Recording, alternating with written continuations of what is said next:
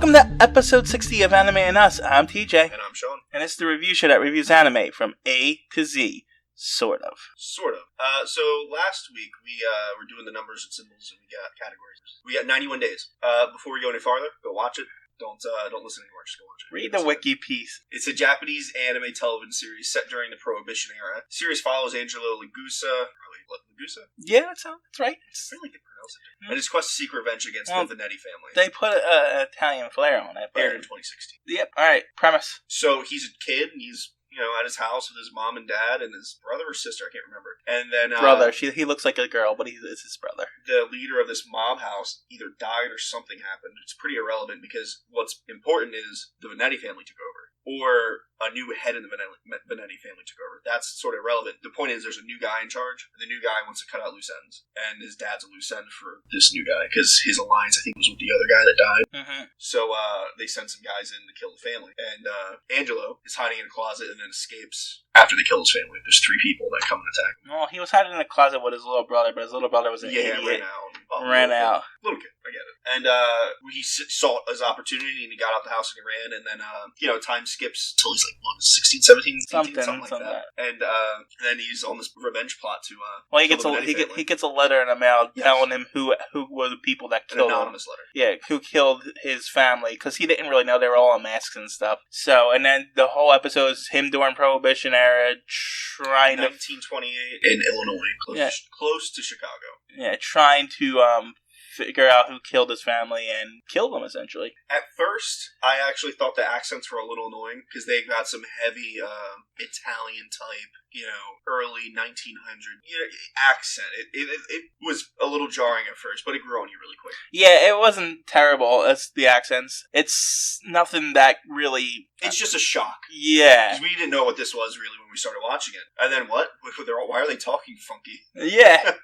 But like I said, after a couple episodes, it really grows on you.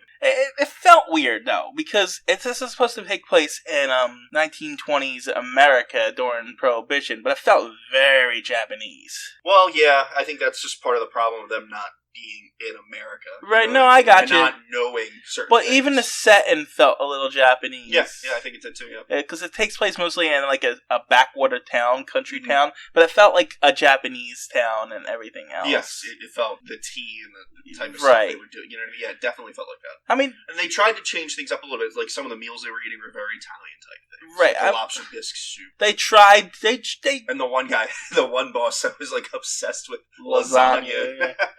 Like it was sort of silly at first, so that it grew on you. I mean, it's Japan. They don't get past stereotypes. Not at all. And if you would get like a new chef to make him lasagna. If it wasn't right, the chef was gonna fucking die. Yeah.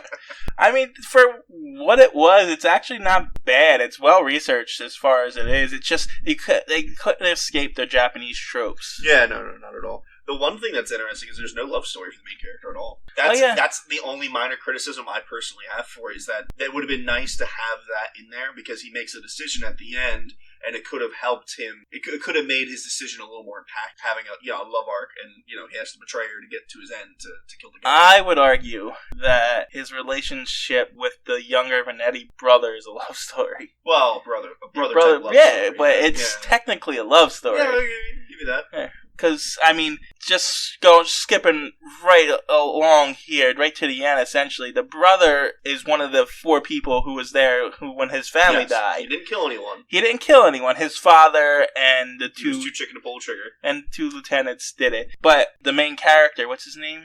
Angelo.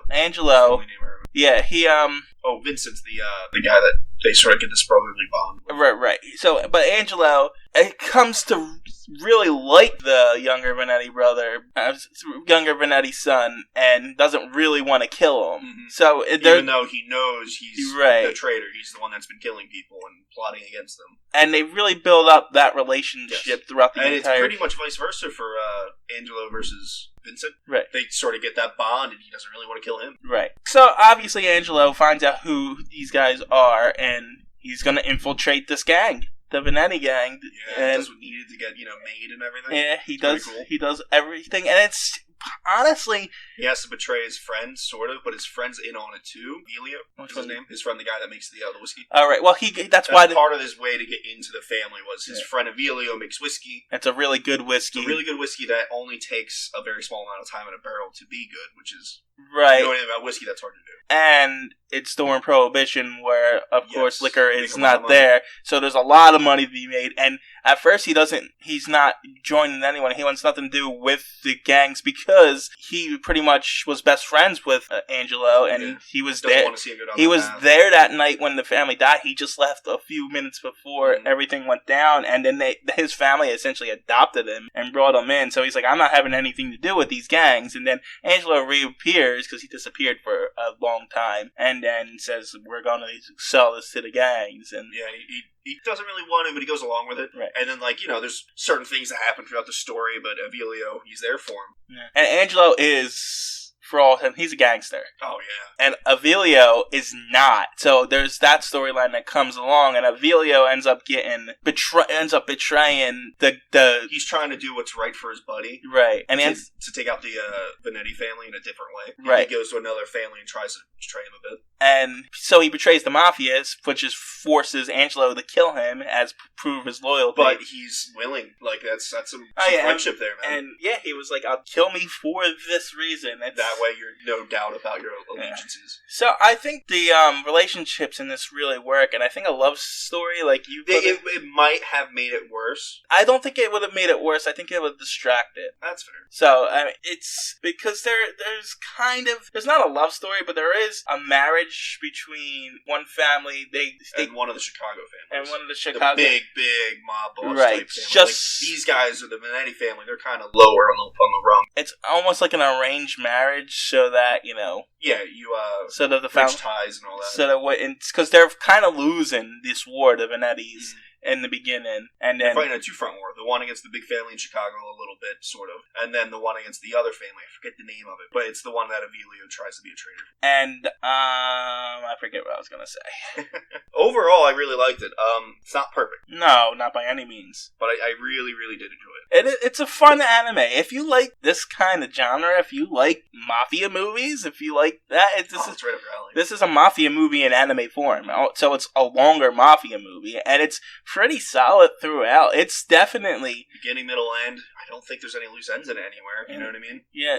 Well, the ending, but we'll get to that. Well, it's just up for debate. It's like, what's the one movie? Inception. It's an Inception type ending. What happened? I never saw Inception. Jesus Christ. But it reminded me a lot of The Sopranos ending. No.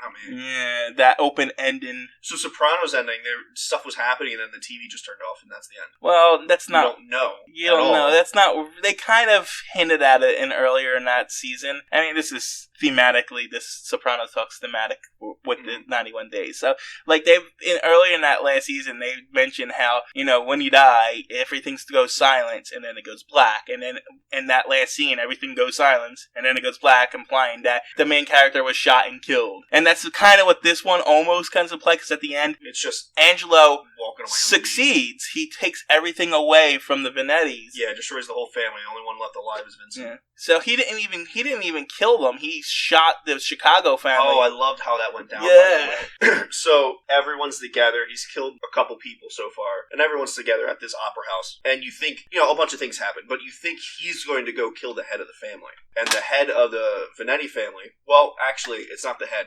It's the retired father. Right. Yeah, because at this point, Vincent's the head. The younger Venetti took over. So the retired father is in this opera house. This was his house, but in the cubicle type thing. It was his. It was. Room. I know. It was his dream to build this opera house. So, so this was this big event, and that he finally accomplished throughout his life. And he's in the VIP section. Yes. The box seats. Essentially. Yep. Yeah, that's it. The box seats. And so the retired father, the retired head of the family, of the Venetti family, is sitting in the box seat with the current head of the family of the big Chicago family. Yeah. And you think Angelo's going to go kill the head of the Venetti family, because that's what his goal is. Right. And he walks in and says, you killed my parents and everything else. So he actually just says his name. Yeah. I'm this. And then the realization kicks in. Mm-hmm. And the father was paranoid about, stuff like this throughout the season. And he's old and sick and everything else. So. Yeah, he's retired for a reason. Yeah. And then he pulls the trigger, and you see that he killed the head of the Chicago family instead. Yeah, and pretty much destroying the Vanetti family. Completely. Everyone, the entire Chicago family's coming after him now. It's fantastic. I love that. Right. And so but the younger Vanetti brother, Luz, actually captures Angelo. Yes. At the end. And doesn't want to kill him, wants info from him, doesn't want to kill him. Well, at first he's like, got him tied up and he's about to shoot him, and he was like, give me information. And then all of a sudden, the last 10 minutes of it is just a road trip. Yeah, they sort of time skip a little bit. Right. Because, I mean, to be fair, like the third episode... Like, them getting away isn't really shown. Right. It's just implied. In the third episode, though, it's kind of like bookended. When they first got together, the younger brother did something stupid and had to get out of town, and Angelo says, I'll come with you and as your bodyguard and help you along. And they had a road trip, and they bonded on that trip and everything else. And then at the end, they did it again, and as the days are going on, Angelo says, all right, go south here. And he's like, what's south? I want to see the ocean. So they essentially go down to Florida from Illinois, and they start bonded again. Eventually, he unties him and puts the gun away. Like, it takes a while for that to happen, but he starts to trust him, or at the very least, stop caring. Right. And then they get on the beach. Angelo starts walking down the beach. Vincent pulls out his gun, and then it stops. Yeah, just sort of, like, you look at the footsteps, and it stops. Yeah. So, it ends on, like, an ambiguous note. Did you shoot him? Did he shoot him? Did he not shoot him? Which I think is stupid. Yeah, I would have rather have seen the ending. I've read that the manga goes farther. Does it? Yeah, so apparently there's more to the story. What happens? I don't know, I didn't read it. Oh, Jesus. Why even look it up then? Because if there's going to be a second season, I would rather... Probably not. It came out in 2016. Now, how much more is it? You know what I mean? It's probably only a couple chapters. I mean, I've read stories that did pretty well, so, and you know how long it takes to make an anime. Yeah. So who knows? And if there's going to be a second season of it, you know, I would rather be surprised going into it. I don't know. I mean, because... I don't think there'll be another season, though. I mean, if not, it is what it is. Yeah. Now you know there's a manga if you want to check out what happened. Manga. It's manga. It's manga. Okay, agree to disagree. It's manga because I'm American and that's how I pronounce it. You speak American? No, I speak American. Yeah. You got anything bad to say about it? It is very kind of predictable for me. Yeah. I think the only thing I didn't dict was when he first killed the one brother Nero. I didn't expect that. Like, I knew it was going to happen eventually. I just didn't expect it to happen right then. And when he killed the head of the Chicago family instead of... Right. All the other little twists and turns were kind of okay. It's just... It follows the beats of a mafia movie. And if you watched any mafia movie... Families turning on families. Yeah. You know exactly what this story is. And don't get me wrong, it's a good mafia movie. But it's very predictable, and if you don't like mafia movies, this is not gonna help you at all. I'm not terribly big on them, but I do enjoy them. So. Right, I mean, if you get any kind of enjoyment out of this is easily a good story. They did their research, and it's a fun show if you like this kind of thing, but not everybody likes this kind of thing, and I think that holds it back because of the appeal of it. Well, yeah, you know, it's a certain demographics going to watch. Right, but it's more of a niche demographic than anything. Not only is it people that like anime, but it's people that like mafia and anime. Yeah, exactly. So you got to get two specific crowds in there to really like it, and I can see why someone wouldn't like this, and I can see how people, like if you're Italian, can find this a little bit offensive too. Yeah, I mean, I find that with just about anything when you're talking about any kind of culture. Right. I mean, but the accents are over the top. And like, I like it even more than offend them. Like they like lasagna. I can see why an Italian person would not like this one. The lasagna part was a bit much. But you know, there's the twists and turns. There's different factions. One family rises, another falls. Eventually, at one point, one of the crazy lieutenants ends up splitting off and making his own gang. And then we find out who made the letter, by the way. Oh, right. It was the main... the Vanetti family's, like, the uncle to Vincent, I believe. Yeah, the brother of the main guy. And he wanted to do it. He wanted to get the power. He wanted power, so blah, blah, blah. I don't remember. Did he survive? I think he survived, but then someone went and killed him afterwards. Like, after it all happened, there was... I think, like, before the road trip scene, there was a scene where someone went and killed him. That's possible, because the Chicago family was killing the entire... Yeah, they were just going after him. It was all out war in the streets. Like, no cops. There was, like... They knew better. There was, like, everyone get the off the streets. This is going down. It was, like, hundreds of Tommy people. Guns, fires in the city. It's like, wow, this is all out war. What it would be if two big mafia families went against each other. So... Hardcore. and the Vanetti family got wiped the frig out. It's a decent, above-average anime. I really like the story. And I liked it too. I like the revenge plots. I liked it too, but it's typical, and that's really what for the most part, that's what my complaint is. I guess it's it's not the greatest thing I've ever seen. I don't know. What's your rating? Oh, it's above average, so it's a 6. 6? Give it a solid 8. I really like. I can't give it an 8. It's not on par with. That's fine. What else? Every episode after like the first 2 or 3, I wanted it playing the next one. I didn't want to. You know what I mean? Like I really wanted. Right. But I can't put it up there with. I just don't get that feeling a lot. No, I get your feeling, but I get your reasoning behind it, and I was the same way. It's just I can't. It's not as good as something like. Which is fair. Like I really like. Yeah. Difference of opinion. What was before 91 days for the numbers and symbols? So the first episode we ever did was 801 TTS Airbats. 801 TTS Airbats.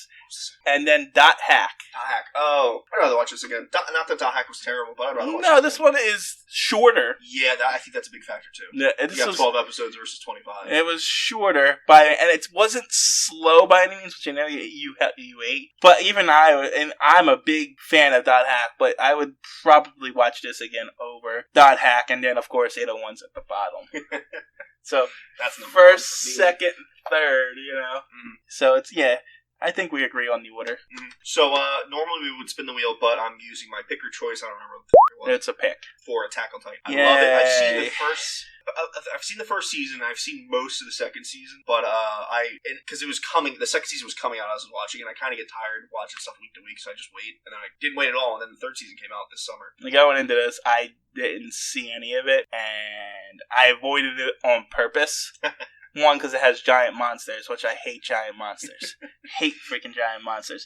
And it has the problem where everybody's hyping it up, everybody likes it. That's true. And it's like... It's very true. I think part of the thing with that is if people start hyping things up hard, probably watch it soon. Because if you wait, then everyone hypes it up, and everyone says it's amazing for years, like we'll have done for Attack on Titan. And now it's never going to live up to that. Well, it already did. That's my whole thing. It already was like, even when it was first out, it was like, I had no interest in watching it. The hype is killing it already for me, and I really don't want to watch it. So I was avoiding it for a long, long time because, this is how I am. And besides it, like I said, I hate giant monsters. Alright guys, next episode, Attack on Titan. Yay! Bye!